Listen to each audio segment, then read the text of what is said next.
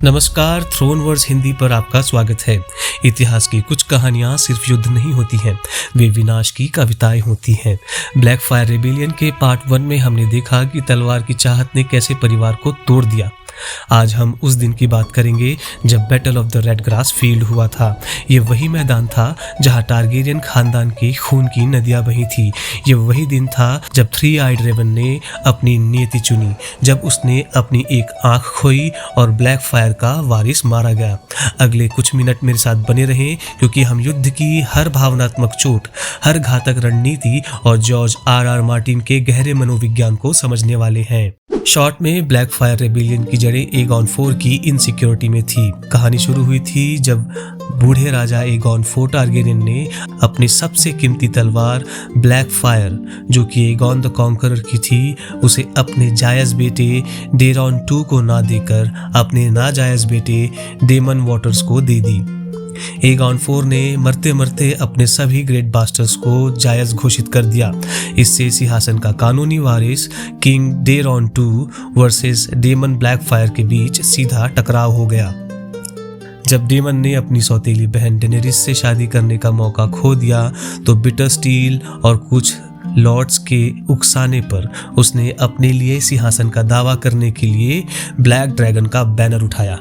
अब युद्ध से पहले हमें युद्ध के मैदान पर मौजूद हर इम्पोर्टेंट चेहरे को जानना होगा। पहला डेमन ब्लैक फायर, जिसके बारे में आप जानते हैं, वो एक महान योद्धा था जो ब्लैक फायर तलवार लेकर सिंहासन के लिए लड़ रहा है।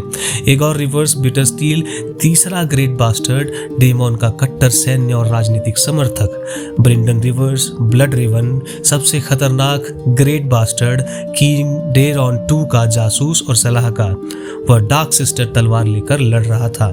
प्रिंस बेलॉर ब्रेक्सपियर वफादार सेना का मनोबल। युद्ध की शुरुआत में लॉयलिस्ट्स को भारी नुकसान हुआ। उसकी वजह थे डेमन के कमांडर और ब्लैक फायर सेना का जोश। डेमन के सबसे वफादार नाइट्स में से एक Quinton ball, sir Quinton ball fireball, एक महान ड्यूअलिस्ट थे जो अपने तेज गति और आग के समान क्रोध के लिए जाने जाते थे। क्विंटन बॉल की अगुवाई में ब्लैक फायर सेना ने सबसे पहले लानिस्टर सेनाओं को रौंद डाला। उनकी जीत इतनी तेजी से हुई कि लॉयलिस्ट सेना को संभलने का मौका ही नहीं मिला। डेमन ब्लैक फायर ने शुरुआती जीत के बाद अपने सैनिकों को लूटपाट करने की अनुमति दी। मार्टिन दिखाते हैं कि विद्रोह में योद्धाओं की भूख को शांत करना जरूरी है, लेकिन इस वजह से ब्लैक फायर सेना का अनुशासन ढीला पड़ गया, जिसका फायदा बाद में ब्लड रेवन ने उठाया। अब युद्ध चरम पर था, तो दो सौतेले भाइयों ने व्यक्तिगत हिसाब चुकाने के लिए एक दूसरे को आखिर ढूंढ ही लिया। बिटर स्टील का कवच धूल से सना हुआ था और उसके चेहरे पर खुला क्रोध था। ब्लड रेवन ने अपनी लाल आंखों से देखा।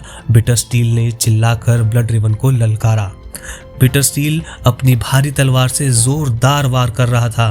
ब्लड रेवन अपनी डार्क सिस्टर की तेजी और फुर्ती का उपयोग करते हुए एक क्षण के लिए चूका और बिटर स्टील ने उसे मौके का फायदा उठाया और ब्लड रेवन की आंख पर सीधा वार किया, जिससे ब्लड रेवन ने अपनी एक आंख खो दी। बिटर स्टील ब्लड रेवन को मार सकता था, लेकिन वह रुका। वह चाहता था कि ब्लड रेवन जिंदा रहे, अपनी एक आंख के घाव के साथ। हमेशा के लिए यह याद रखे कि उसे किसने हराया। ब्लड रेवन खून बहने के कारण पीछे हट गया, लेकिन उस घाव ने उसे भविष्य के थ्री आइड रेवन में बदल दिया।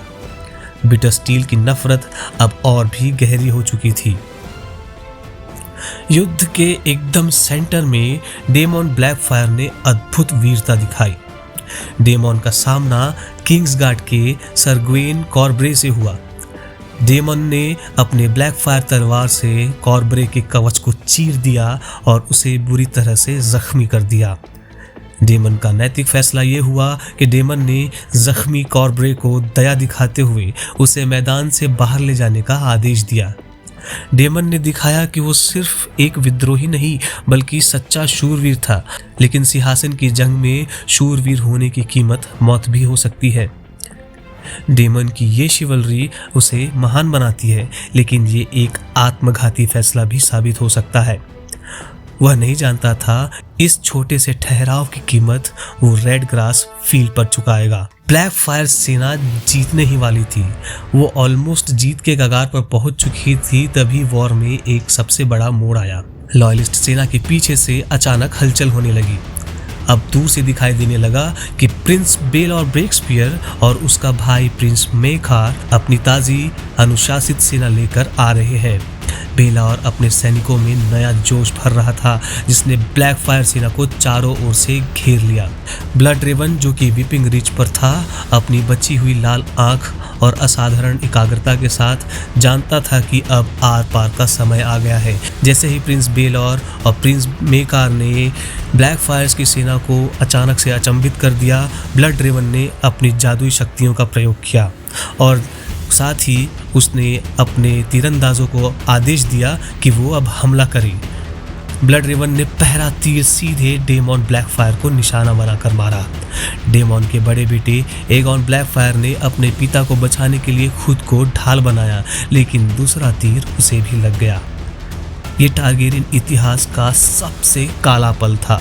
ब्लड रेवन ने प्यार और राजनीति के लिए अपने ही खानदान का खून बहाया। डेमन और उसके वारिस के गिरते ही ब्लैक फायर विद्रोह खत्म हो गया। बिटर स्टील ने अपनी व्यक्तिगत नफरत को किनारे रखकर ब्लैक फायर तलवार को उठाया। उसने डेमन के बचे हुए बेटों को उठाया और ब्लैक फायर के दावे को जिंदा रखने के लिए एसोस की ओर भाग गया। टारगेरियन वंश जीत गया, लेकिन ब्लैक फायर की तलवार और बिटर स्टील की नफरत पूरे 100 वर्षों तक सिंहासन पर मंडराती एक छाया बन गई।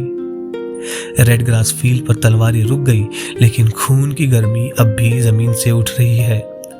डेमन गिर पड़ा, ब्लैक फायर चुप हो गई और तीर ने खानदान की सांसें चीर कर रख दी। और तब हुआ वो पल जहां ट्राइडेंट के किनारों की हरी घास, ग्रीन मीडो, जिस पर एक समय बच्चे खेलते थे, उस दिन लाल खून की नदी में डूब गई। घास का हर तिनका लाल रंग में रंग गया। लाशें बिछी थी और हवा में बस खून की गंध थी। उसी दिन से दुनिया ने इस जगह को नाम दिया रेड ग्रास फील्ड, क्योंकि उस दिन जमीन पर घास नहीं, सिर्फ लाल मौत उगी थी। और अब सवाल ये नहीं कि कौन जीता, सवाल ये है कौन बचा। क्या ब्लड रेवन ने राज्य को बचाया या इंसानियत को मार दिया? क्या सम्मान युद्ध जीतता है या सिर्फ चतुराई? सोचकर जवाब दीजिए। अगर तुम वहां होते, क्या तुम तीर चलाते या तुम्हारे हाथ कांप जाते? कमेंट में सिर्फ एक शब्द लिखो, रिस्पेक्ट या पॉलिटिक्स।